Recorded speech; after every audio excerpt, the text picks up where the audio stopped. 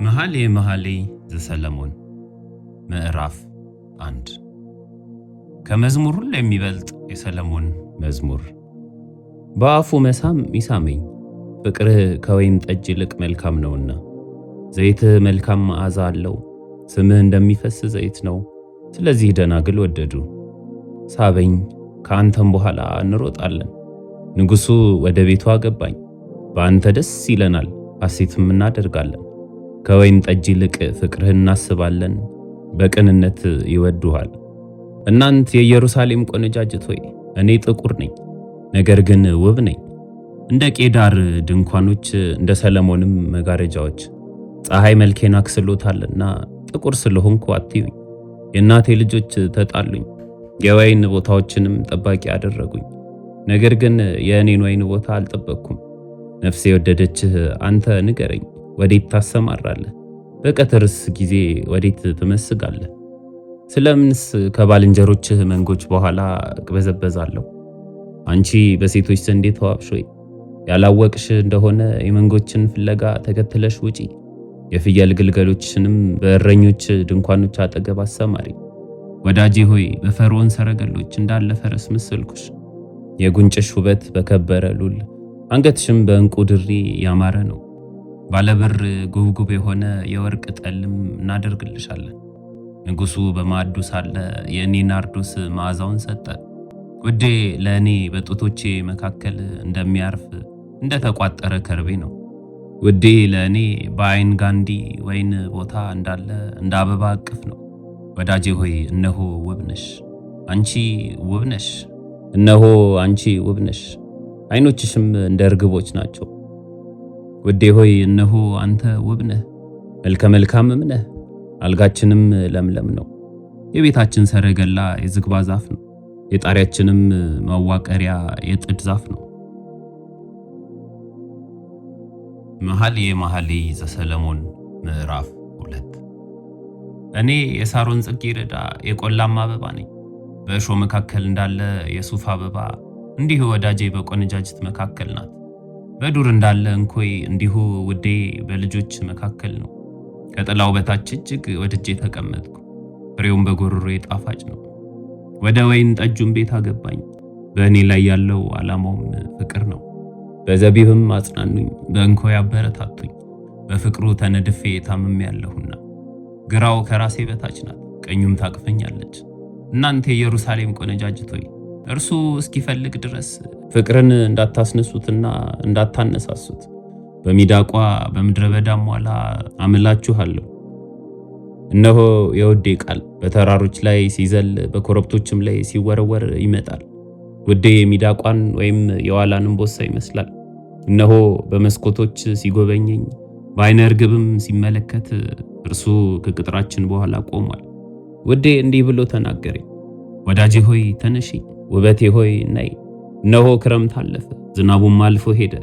አበቦች በምድር ላይ ተገለጡ፣ የዜማም ጊዜ ደረሰ። የቁርዮም ቃል በምድራችን ተሰማ። በለሱ ጎመራ፣ ወይኖችም አበቡ፣ ማዛቸውንም ሰጡ። ወዳጄ ሆይ ተነሺ፣ ውበቴ ሆይ ነይ። በዓለት ንቃቃትና በገደል መሸሸጊያ ያለሽ ርግብ ሆይ፣ ቃልሽ መልካም ፊትሽም ያማረ ነውና መልክሽን አሳይኝ፣ ድምፅሽንም አሰሚኝ። ወይናችን አብቧልና የወይናችንን ቦታ የሚያጠፉትን ቀበሮች፣ ጥቃቅኑን ቀበሮች አጥምዳችሁ ያዙልን። ውዴ የእኔ ነው፣ እኔም የእርሱ ነኝ። በሱፍ አበባዎች መካከልም መንጋውን ያሰማራል። ውዴ ሆይ ቀኑ እስኪነፍስ ጥላውም እስኪሸሽ ድረስ ተመለስ። በቅመም ተራራ ላይ ሚዳቋን ወይም የዋላዋን እምቦሳ ምሰል። መኃልየ ዘሰሎሞን ምዕራፍ 3 ሌሊት በምንጣፌ ላይ ነፍሴ የወደደችውን ፈለግኩት፣ አላገኘሁትም። እነሳለሁ፣ በከተማይቱም እዞራለሁ። ነፍሴ የወደደችውን በጎዳናና በአደባባይ ፈለግኩት፣ አላገኘሁትም። ከተማይቱን የሚዞሩ ጠባቂዎች አገኙኝ። ነፍሴ የወደደችውን አያችሁትን አልኳቸውም። ከእነርሱም ጥቂት እልፍ ብዬ ነፍሴ የወደደችውን አገኘሁት፣ ያዝኩትም። ወደ እናቴም ቤት ወደ ወላጅ እናቴም እልፍኝ እስካስገባው ድረስ አልተውኩትም።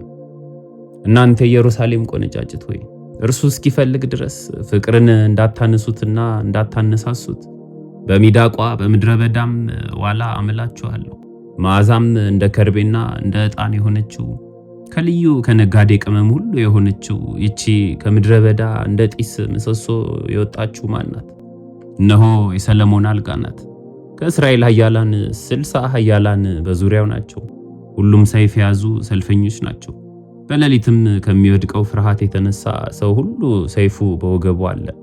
ንጉሡ ሰለሞን መሸከሚያን ከሊባኖስ እንጨት ከራሱ አሰራ።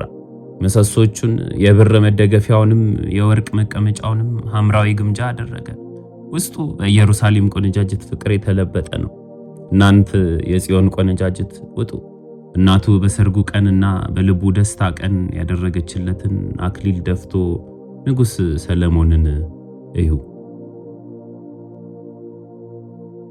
መኃልየ መኃልይ ዘሰሎሞን ምዕራፍ 4 ወዳጄ ሆይ እነሆ ውብ ነሽ፣ እነሆ አንቺ ውብ ነሽ። በዓይነ ርግብ መሸፈኛሽ ውስጥ ዓይኖችሽ እንደ ርግቦች ናቸው። ጠጉርሽ በገላአድ ተራራ እንደሚወርድ እንደ ፍየል መንጋ ነው። ጥርሶችሽ ታጥበው እንደተሸለቱ ሁሉም መንታ መንታ እንደወለዱ ከእነርሱም መካን እንደሌለባቸው መንጎች ናቸው። ከንፈሮችሽ እንደ ቀይ ሐር ፈትል ናቸው። አፍሽም ያማረ ነው። በዓይነ ርግብ መሸፈኛሽ ውስጥ ጉንጭና ጉንጭሽ እንደተከፈለ ሮማን ናቸው። አንገትሽ ለሰልፍ ዕቃ መስቀያ እንደተሰራው እንደ ዳዊት ግንብ ነው። ሺህ ጋሻ የኃያላንም መሳሪያ ሁሉ ተንጠልጥሎበታል። ሁለቱ ጡቶችሽ መንታ እንደተወለዱ በሱፍ አበባ መካከል እንደሚሰማሩ እንደ ሚዳቋ ግልገሎች ናቸው። ቀኑ እስኪሰንፍ ጥላውም እስኪያልፍ ድረስ ወደ ከርቤው ተራራ ወደ ዕጣኑም ኮረብታ ሄዳለሁ። ወዳጄ ሆይ ሁለንተናሽ ውብ ነው፣ ነውርም የለብሽም። ሙሽራዬ ሆይ ከሊባኖስ ከእኔ ጋር ነይ፣ ከሊባኖስ ከእኔ ጋር ነይ። ከአማና ራስ ከሳኔርና ከኤርሞን ራስ ከአንበሶች መኖሪያ ከነብሮችም ተራራ ተመልከች። እህቴ ሙሽራ ሆይ ልቤን በደስታ አሳበድሽው። አንድ ጊዜ በዓይኖችሽ ከአንገትሽ ድሪ በአንዱ ልቤን በደስታ አሳበድሽው። እህቴ ሙሽራ ሆይ ፍቅርሽ እንዴት መልካም ነው! ፍቅርሽ ከወይን ጠጅ ይልቅ እንዴት ይሻላል! የዘይትሽም መዓዛ ከሽቱ ሁሉ። ሙሽራዬ ሆይ ከከንፈሮችሽ ማር ይንጠባጠባል፣ ከምላስሽ በታች ማርና ወተት አለ። የልብስሽም መዓዛ እንደ ሊባኖስ ሽታ ነው። እህቴ ሙሽራ የተቆለፈ ገነት፣ የተዘጋ ምንጭ፣ የታተመም ፈሳሽ ናት። ቡቃያሽ ሮማንና የተመረጠ ፍሬ ነው። ቆዕ ከናርዶስ ጋር ያለበት ገነት ነው። ናርዶስ ከቀጋ ጋር፣ የሽቱ ሳርና ቀረፋ ከልዩ ልዩ ዕጣን ጋር፣ ከርቤና ሬት ከክቡር ሽቱ ሁሉ ጋር። አንቺ የገነት ምንጭ፣ የሕይወት ውሃ ጉድጓድ፣ ከሊባኖስም የሚፈስ ወንዝ ነሽ። የሰሜን ነፋስ ሆይ ተነስ፣ የደቡብም ነፋስ ና፣ በገነቴ ላይ ንፈስ፣ ሽቱም ይፍሰስ። ውዴ ወደ ገነቱ ይግባ፣ መልካሙንም ፍሬ ይብላ።